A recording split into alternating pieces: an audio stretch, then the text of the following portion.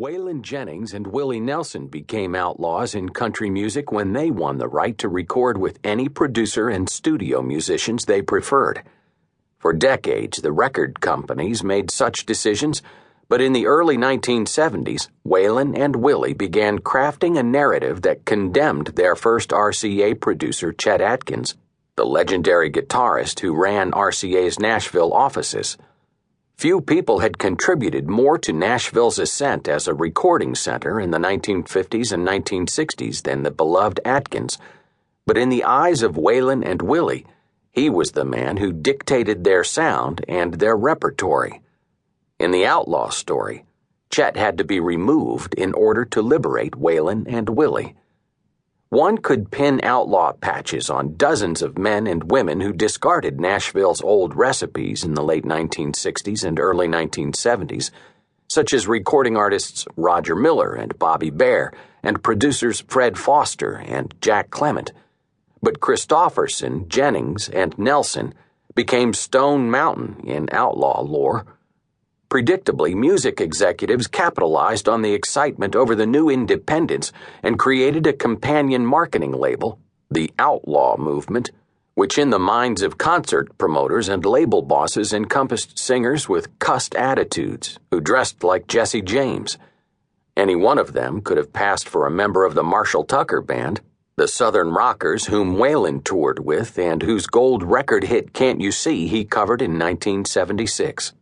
Indeed, their solemn photos cranked up the appeal of RCA's Wanted, The Outlaws, a 1976 compilation featuring Waylon, Willie, Jesse Coulter, and Tom Paul Glaser that became country music's first platinum album and introduced the Outlaw label to the masses.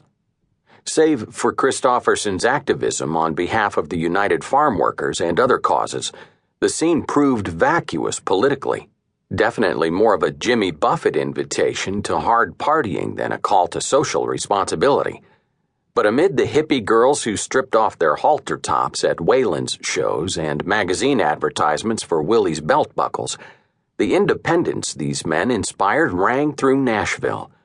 As other recording artists took control of their own sessions, staff producers lost their jobs and record companies sold their Nashville studios.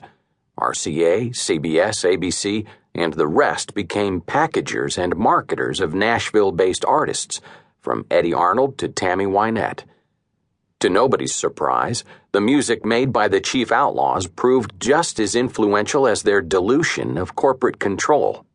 Christopherson inspired a singer-songwriter tide in the 1970s that swept up Rodney Crowell, Roseanne Cash, and Mary Chapin Carpenter, major stars in the 1980s.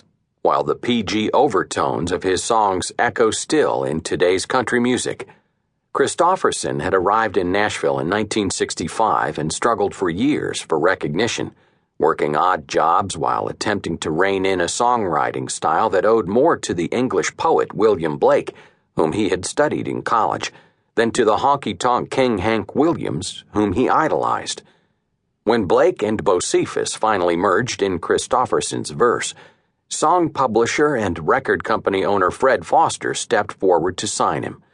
Plenty of observers, including Foster's business partners, believed Christopherson belonged back on the Nashville streets, where he had rambled and drank and soaked up songs.